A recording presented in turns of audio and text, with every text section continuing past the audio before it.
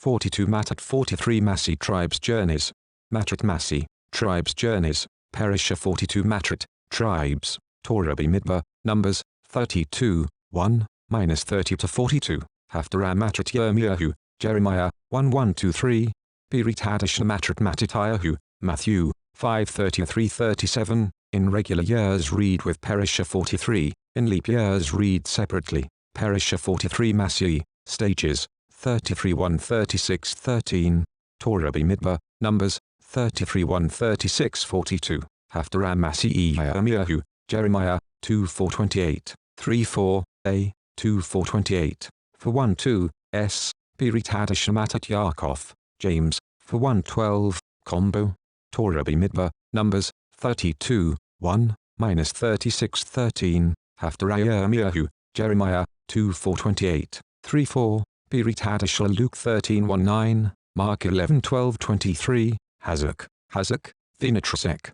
Be strong, and let us be strengthened. In regular years read with Parashah 42, in leap years read separately. Torah B'midbar, Numbers, 32, 1-36 13. Then Moshe spoke to the heads of the tribes of the people of Israel.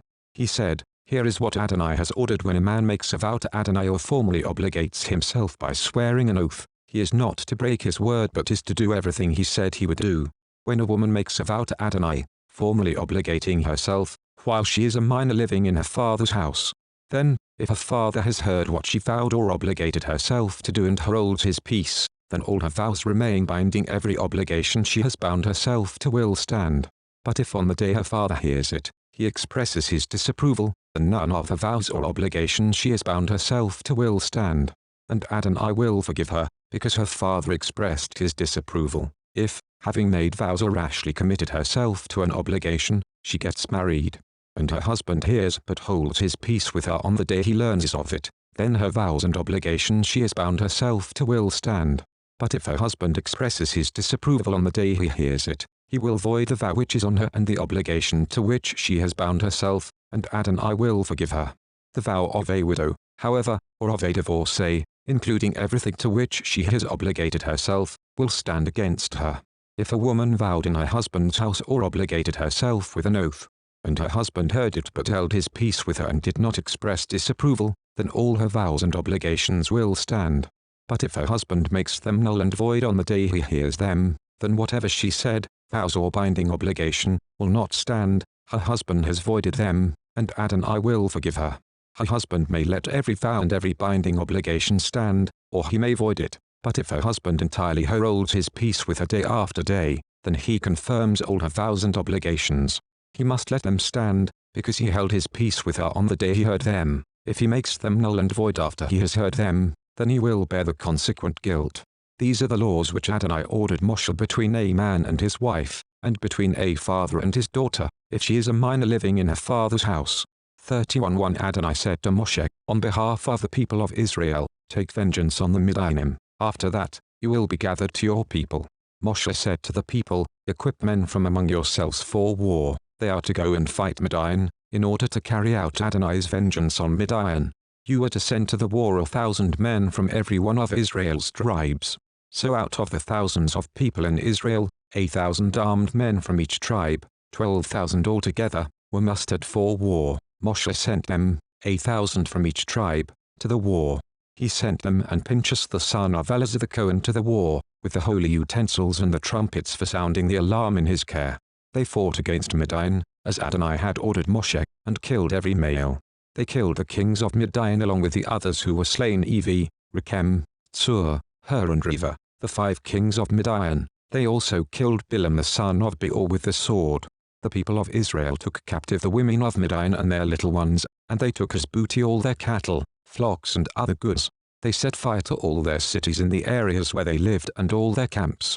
They took all the booty, all the people and animals they had captured, and brought the captives, booty and spoil to Moshe, Eleazar the Cohen and the community of Israel in the camp on the plains of Moab by the Yarden across from Yericho. Moshe, Eleazar the Cohen and all the community leaders went to meet them outside the camp. But Moshe was angry with the army officers, the commanders of thousands and the commanders of hundreds coming in from the battlefield. Moshe asked them, you let the women live? Why? These are the ones who because of Balaam's advice caused the people of Israel to rebel, breaking faith with Adonai in the Peorah incident. So that the plague broke out among Adonai's community. Now kill every male among the little ones, and kill every woman who has ever slept with a man. But the young girls who have never slept with a man, keep alive for yourselves, pitch your tents outside the camp for 7 days. Whoever has killed a person or touched the corpse of someone slain, purify yourselves on the 3rd and 7th days, you and your captives. Also purify every garment, whether of skin or goat's hair, and everything made of wood. Eleazar the Cohen said to the soldiers who had gone to the front, this is the regulation from the Torah which Adonai has ordered Moshe. Even though gold, silver, brass, iron, tin and lead can all withstand fire, so that you are indeed to purify everything made of these materials by having them pass through fire. Nevertheless they must also be purified with the water for purification. Everything that can't withstand fire you are to have go through the water. On the 7th day you are to wash your clothes, and you will be clean. After that you may enter the camp. Adonai said to Moshe, take all the booty, both people and animals, you, Eleazar the Cohen and the leaders of clans in the community, and divide the booty into 2 parts, half for the experienced soldiers who went out to battle, and half for the rest of the community. From the portion of the soldiers who went out to battle, levy a tax for Adonai consisting of 1/500th of the persons, cattle, donkeys and sheep. Take it from their half and give it to Eleazar the Cohen as a portion set apart for Adonai. From the half that goes to the people of Israel, you are to take 1/50th of the persons, and of the cattle, donkeys and sheep, that is, have all the livestock, and give them to the Levim taking care of the tabernacle of Adonai. Moshe and Eleazar the Cohen did as Adonai had ordered Moshe. The booty, over and above the portion which the soldiers took, came to 675,000 sheep, 72,000 cattle, 61,000 donkeys, and 32,000 persons in all, consisting of the women who had never slept with a man. The half which was the portion of the soldiers who went out to fight, numbered 337,500 sheep, of which Adonai's tribute was 675, 36,000 cattle, of which Adonai's tribute was 72, 30,500 donkeys, of which Adonai's tribute was 61, and 16,000 persons, of whom Adonai's tribute was 32 persons. Moshe gave the tribute set apart for Adonai to Eleazar the Cohen, as Adonai had ordered Moshe, from the half that went to people of Israel, which Moshe separated from that of the men who had gone to fight. Now the community's half consisted of 337,500 sheep, 36,000 cattle, 3,500 donkeys and 16,000 persons from the people of Israel's half. Moshe took 1/50th of the persons and animals and gave them to the Levim taking care of the tabernacle of Adonai, as Adonai had ordered Moshe. The officers in charge of the thousands who fought, the commanders of thousands and the commanders of hundreds, approached Moshe and said to him, your servants have counted all the soldiers under our command, and not one of us is missing. We have brought an offering for Adonai, what every man has obtained in the way of gold jewelry, armlets, bracelets, signet rings, earrings and belts to make atonement for ourselves before Adonai. Full stop.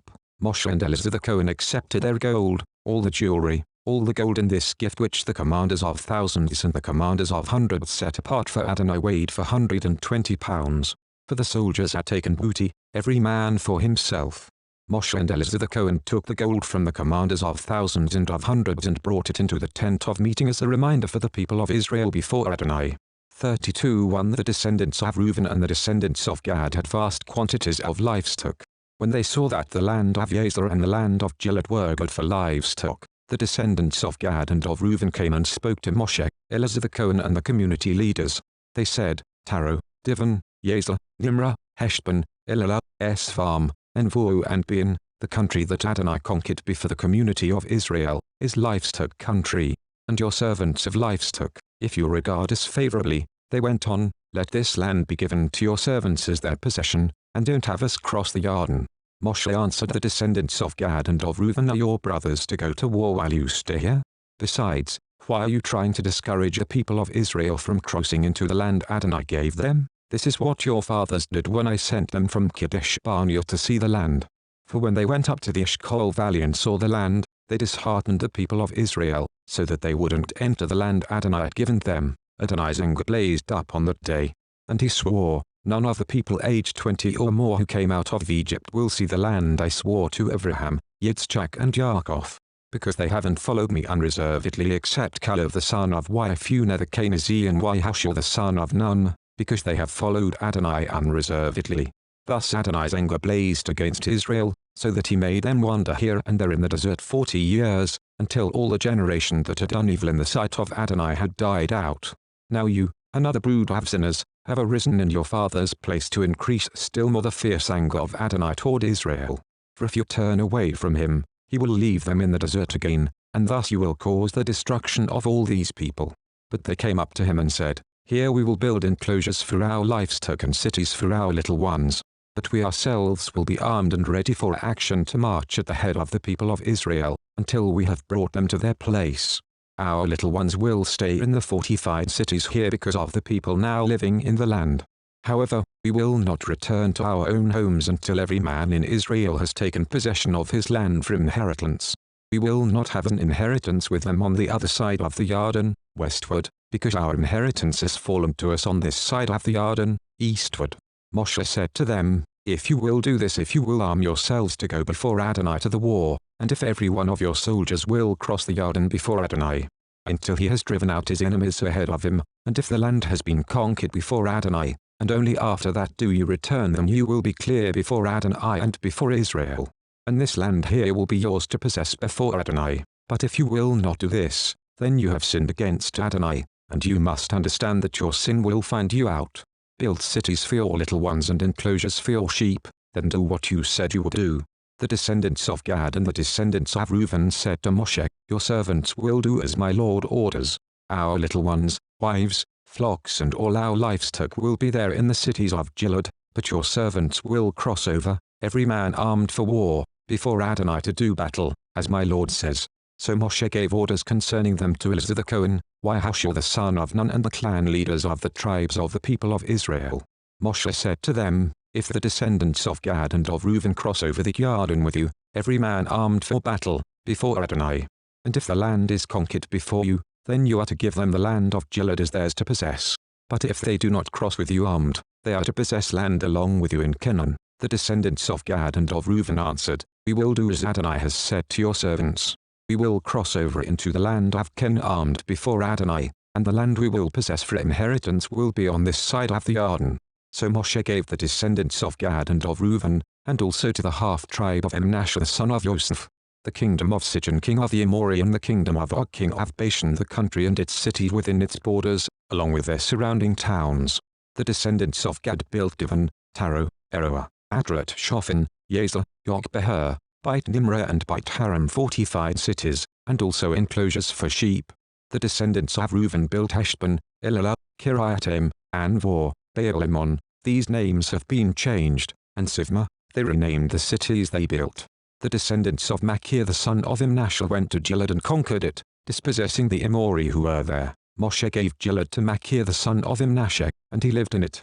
Yair the son of Manasseh went and captured its villages and called them Havot Yair, villages of Yair. Novach went and captured Canaanat with its villages and named it Novach after himself. 33:1 These are the stages in the journey of the people of Israel as they left the land of Egypt, divided in two groups under the leadership of Moshe and Aaron. Moshe recorded each of the stages of their journey by order of Adonai. Here are the starting points of each stage. They began their journey from Ramses in the first month. On the 15th day of the first month, the morning after the Pesach, the people of Israel left proudly in view of all the Egyptians. While the Egyptians were burying those among them whom Adonai had killed, all their firstborn, Adonai had also executed judgment on their gods. The people of Israel moved on from Ramses and camped at Sukkot. They moved on from Sukkot and camped at Etam, by the edge of the desert. They moved on from Etam and turned back to Pi Hachirit, in front of Baal Tzfon, and camped before Migdal. They moved on from Pnei Hachirit, passed through the sea to the desert, continued 3 days' journey into the Etam desert and camped at Marah. They moved on from Marah and came to Elim. In Elim were 12 springs and 70 palm trees, so they camped there. They moved on from Elim and camped by the Sea of Suf. They moved on from the Sea of Suf and camped in the Sin desert. They moved on from the Sin desert and camped at Dovka. They moved on from Dovka and camped at Alush. They moved on from Alush and camped at Rephidim, where there was no water for the people to drink. They moved on from Rephidim and camped in the Sinai desert. They moved on from the Sinai desert and camped at Kivrit Hatava. They moved on from Kivrit Hatava and camped in Hatzerat. They moved on from Hatzerat and camped at Ritma. They moved on from Ritma and camped at Rimmon Peretz. They moved on from Rimmon Peretz and camped at Livna. They moved on from Livna and camped at Rissa. They moved on from Rissa and camped at Kehelah. They moved on from Kehelah and camped at Mount Shephar. They moved on from Mount Shephar and camped at Heradah. They moved on from Heradah and camped at Machpelah. They moved on from Machpelah and camped at Tachet. They moved on from Tachet and camped at Terach. They moved on from Terach and camped at Mitka. They moved on from Mitka and camped at Hashmanah. They moved on from Hashmanah and camped at Moserat. They moved on from Moserat and camped at Bnei Yarkan. They moved on from Bnei Yarkan and camped at Hor Hagijad. They moved on from Hor Hagijad and camped at Yotvata. They moved on from Yotvata and camped at Avrona. They moved on from Avrona and camped at Etzain Giva. They moved on from Etzain Giva and camped in the Tzin desert, that is, Kadesh. They moved on from Kadesh and camped at Mount Hor, at the border of the land of Edom. At Adonai's order Aaron the Cohen went up on Mount Hor, and he died there on the 1st day of the 5th month of the 40th year after the people of Israel had left the land of Egypt. Aaron was 123 years old when he died on Mount Hor. The Canaanite king of Arad, who lived in the Negev in the land of Canaan, had heard that the people of Israel were coming. So they moved on from Mount Hor and camped at Tzalmunah. They moved on from Tzalmunah and camped at Punan. They moved on from Punan and camped at Ovet. They moved on from Ovet and camped at Ihavrim, by the border of Mov. They moved on from Iim and camped at Divon-Gad. They moved on from Divon-Gad and camped at Almon-Divlataim. They moved on from Almon-Divlataim and camped in the Avrim range, in front of Envor. They moved on from the Avrim range and camped in the plains of Mov by the Yarden, across from Yericho. Their camp by the Yarden extended from Beit-Shemesh all the way to Aval-Hashittim in the plains of Mov. Adonai spoke to Moshe in the plains of Mov by the Yarden, across from Yericho. He said to tell the people of Israel, when you cross the Yarden into the land of Canaan, you are to expel all the people living in the land from in front of you. Destroy all their stone figures, destroy all their metal statues and demolish all their high places. Drive out the inhabitants of the land, and live in it, for I have given the land to you to possess. You will inherit the land by lot according to your families. You are to give more land to the larger families and less to the smaller ones. Wherever the lot falls to any particular person, that will be his property. You will inherit according to the tribes of your ancestors. But if you don't drive out the inhabitants of the land from in front of you, then those you allow to remain will become like thorns in your eyes and stings in your side. They will harass you in the land where you are living. And in this event, I will do to you what I intended to do to them. 30:1 Adonai told Moshe to give this order to the people of Israel: when you enter the land of Canaan, it will become your land to pass on as an inheritance. The land of Canaan as defined by these borders, your southern portion will extend from the Tzin desert close to the border of Edom. The eastern terminus of your southern border is at the end of the Dead Sea. From there your border turns, goes south of the Akrabim ascent and passes on to Tzin. From there it goes south of Kadesh Barnea, on to Hatzerat, and on to Atzmon. Then the border turns and goes from Atzmon to the Vadi of Egypt and along it to the sea. Your western border will be the Great Sea. Your northern border will be as follows: from the Great Sea mark a line to Mount Hor, and from Mount Hor mark a line to the entrance of Hamat. The border goes out to Stad. Then the border goes to Ziphon and finally to Hatzor-Enan. This is your northern border. For the eastern border mark a line from Hatzor-Enan to Shpham. Then the border goes down from Shpham to Rivlah, on the east side of Ain, then down until it hits the slope east of Lake Kinneret. From there it goes down the Yarden River till it flows into the Dead Sea. These will be the borders of your land. Moshe gave this order to the people of Israel: this is the land in which you will receive inheritances by lot, which Adonai has ordered to give to the 9 tribes and the half-tribe. The tribe of the descendants of Reuben have already received their land for inheritance according to their clans, and so have the descendants of Gad and the half-tribe of Manasseh. These 2.5 tribes have received their inheritance on this side of the Yarden, across from Yericho and eastward, toward the sunrise. Adonai said to Moshe, these are the names of the men who will take possession of the land for you: Eleazar the Cohen and Yahushua the son of Nun. Also appoint 1 leader from each tribe to take possession of the land. The names of these men are, from the tribe of Yehudah, Caleb the son of Yephuneh; from the tribe of the descendants of Shimon, Shmuel the son of Ammihud; from the tribe of Benjamin, Elidah the son of Kislon; from the tribe of the descendants of Dan, a leader, Buki the son of Yogli, from the descendants of Yosef, from the tribe of the descendants of Manasseh, a leader, Haniel the son of Ephod, from the tribe of the descendants of Ephraim, a leader, Kemuel the son of Shiftan, from the tribe of the descendants of Zebulun, a leader, Elitzaphan the son of Parnak, from the tribe of the descendants of Issachar, a leader, Paltiel the son of Azan, from the tribe of the descendants of Asher, a leader, Achihar the son of Shlomi, from the tribe of the descendants of Naphtali, a leader, Pedahel the son of Ammihud. These are the ones whom Adonai ordered to divide the inheritance among the people of Israel in the land of Canaan. 35:1 In the plains of Moab by the Yarden, across from Jericho, Adonai said to Moshe, order the people of Israel to give to the Levim cities to live in from the heritage they will possess. And you are also to give the Levim some of the open land surrounding the cities. They are to have the cities to live in, while their open land will be for their livestock, for growing crops and for all their animals. The open land around the cities you give to the Levim is to commence at a line drawn around the city wall 1,500 feet outside it and is to extend outward from there. Measure 3,000 feet outward from the city wall to the east, south, west and north, with the city in the center. The space between the 1,500-foot line and the 3,000-foot line will be the open land around the cities. The cities you give to the Levim are to be the 6 cities of refuge to which you permit the person who kills someone to flee to, plus an additional 42 cities. Thus you will give the Levim 48 cities, with their surrounding open land.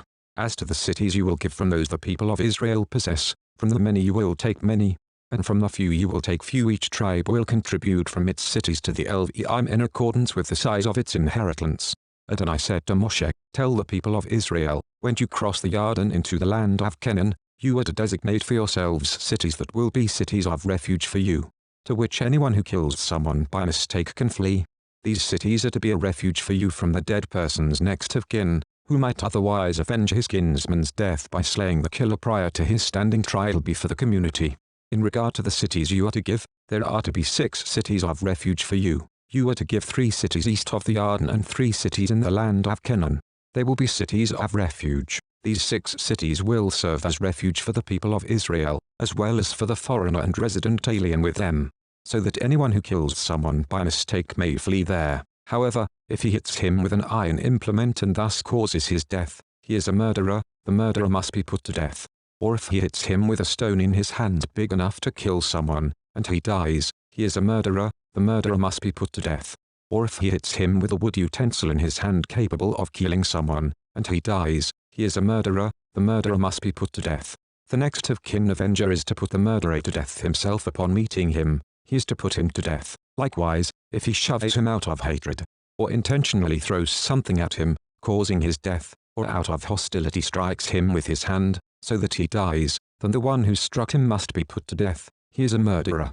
And the next of kin avenger is to put the murderer to death upon meeting him. But suppose he shoves him suddenly, but without hostility, or he throws something at him unintentionally, or, without seeing him, being his enemy or seeking to harm him, he throws a stone big enough to cause death, and the person dies.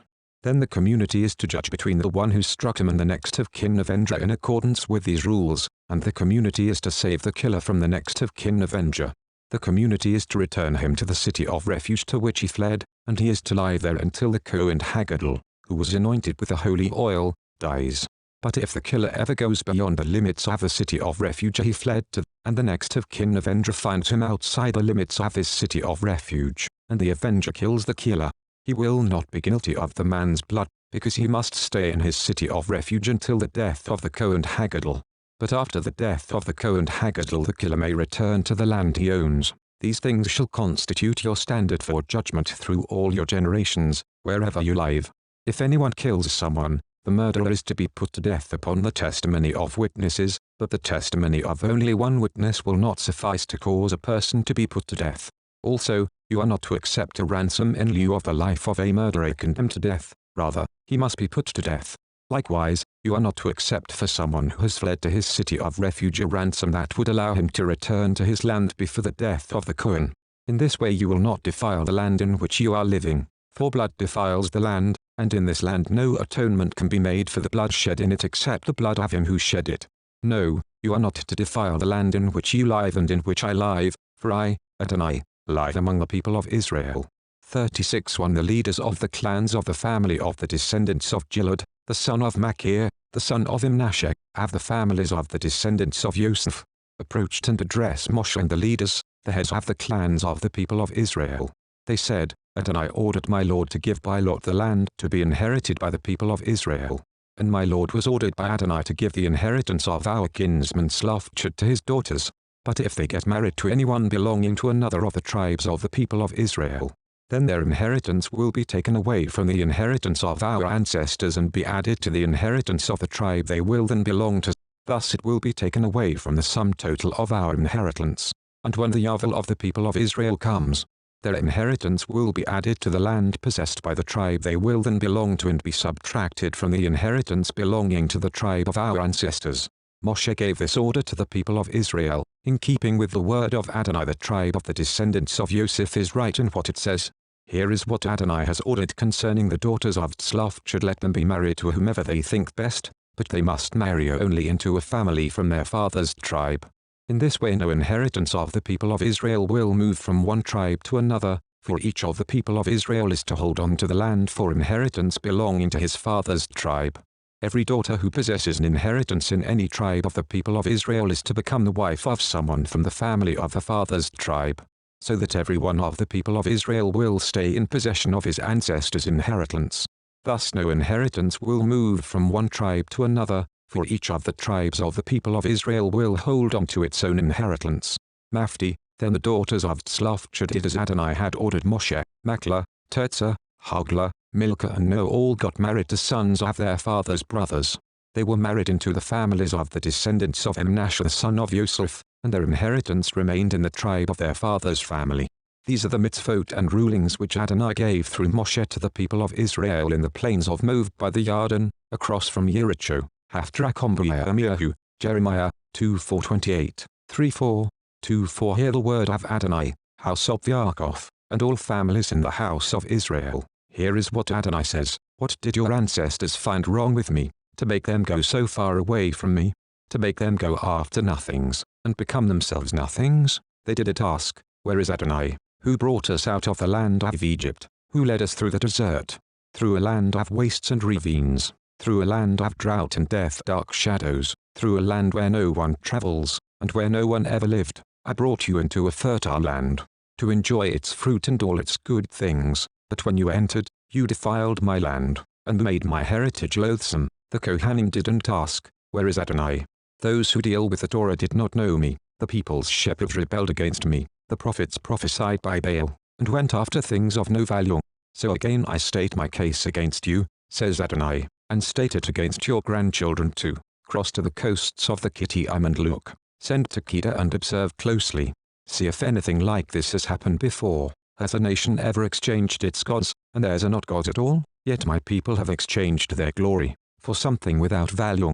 Be aghast at this, you heavens, shudder in absolute horror, says Adonai, for my people have committed two evils. They have abandoned me, the fountain of living water, and dug themselves cisterns, broken cisterns, that can hold no water. Is Israel a slave, born into serfdom? If not, why has he become plunder? The young lions are roaring at him. How loudly they are roaring. They desolate his country, demolishing and depopulating his cities. The people of Noph and Tachpanches feed on the crown of your head. Haven't you brought this on yourself, by abandoning Adonai your God, when he led you along the way? If you go to Egypt, what's in it for you? Drinking water from the Nile? If you go to Ashur, what's in it for you? Drinking water from the Euphrates River? Your own wickedness will correct you. Your own backslidings will convict you. You will know and see how bad and bitter it was to abandon Adonai your God, and how fear of me is not in you, says Adonai Elohim Tzvaot. For long ago I broke your yoke. When I snapped your chains, you said, I won't sin. Yet on every high hill, under every green tree, you sprawled and prostituted yourself. But I planted you as a choice vine, have seed fully tested and true. How did you degenerate into a wild vine from me? Even if you scrub yourself with soda and plenty of soap, the stain of your guilt is still there before me, says Adonai Elohim. How can you say, I am not defiled, I have not pursued the Baalim? Look at your conduct in the valley, understand what you have done. You are a restive young female camel, running here and there, wild, accustomed to the desert, sniffing the wind in her lust. Who can control her when she's in heat? Males seeking her need not weary themselves, for at mating season they will find her. Stop before your shoes wear out, and your throat is dry from thirst. But you say, no, it's hopeless. I love these strangers, and I'm going after them. Just as a thief is ashamed when caught, so is the house of Israel ashamed. They, their kings, their leaders, their Kohanim and their prophets, who say to a log, you are my father, and to a stone, you gave us birth, for they have turned their backs to me, instead of their faces. But when trouble comes, they will plead, rouse yourself and save us. Where are your gods that you made for yourselves? Let them rouse themselves, if they can save you when trouble comes. Why Huda, you have as many gods, as you have cities. 3-4 Didn't you just now cry to me, my father, you are my friend from my youth? Pirit Hadashah combo Luke 13:19, Mark 11:12-23, Luke 13:1 Just then, some people came to tell Yeshua about the men from the Galilee whom Pilate had slaughtered even while they were slaughtering animals for sacrifice. His answer to them was, do you think that just because they died so horribly, these folks from the Galilee were worse sinners than all the others from the Galilee? No, I tell you. Rather, unless you turn to God from your sins, you will all die as they did. Or what about those 18 people who died when the tower at Shiloh fell on them? Do you think they were worse offenders than all the other people living in Jerusalem? No, I tell you. Rather, unless you turn from your sins, you will all die similarly. Then Yeshua gave this illustration. A man had a fig tree planted in his vineyard, and he came looking for fruit but didn't find any. So he said to the man who took care of the vineyard, here, I've come looking for fruit on this fig tree for 3 years now without finding any. Cut it down. Why let it go on using up the soil? But he answered, Sir, leave it alone 1 more year. I'll dig around it and put manure on it. If it bears fruit next year, well and good. If not, you will have it cut down then. Mark 11:12 The next day, as they came back from Bithynia, he felt hungry. Spotting in the distance a fig tree in leaf, he went to see if he could find anything on it. When he came up to it, he found nothing but leaves, for it wasn't fig season. He said to it, May no one ever eat fruit from you again. And his Talmidim heard what he said. On reaching Jerusalem, he entered the temple courts and began driving out those who were carrying on business there, both the merchants and their customers. He also knocked over the desks of the money changers, upset the benches of the pitching dealers, and refused to let anyone carry merchandise through the temple courts. Then, as he taught them, he said, Isn't it written in the Tanakh, my house will be called a house of prayer for all the peoples, but you have made it into a den of robbers. The head Kohanim and the Torah teachers heard what he said and tried to find a way to do away with him. They were afraid of him, because the crowd were utterly taken by his teaching. When evening came, they left the city. In the morning, as the Talmidim passed by, they saw the fig tree withered all the way to its roots. Kepha remembered and said to Yeshua, Rabbi, look, the fig tree that you cursed has dried up. He responded, Have the kind of trust that comes from God. Yes. I tell you that whoever does not doubt in his heart but trusts that what he says will happen can say to this mountain, Go and throw yourself into the sea, and it will be done for him.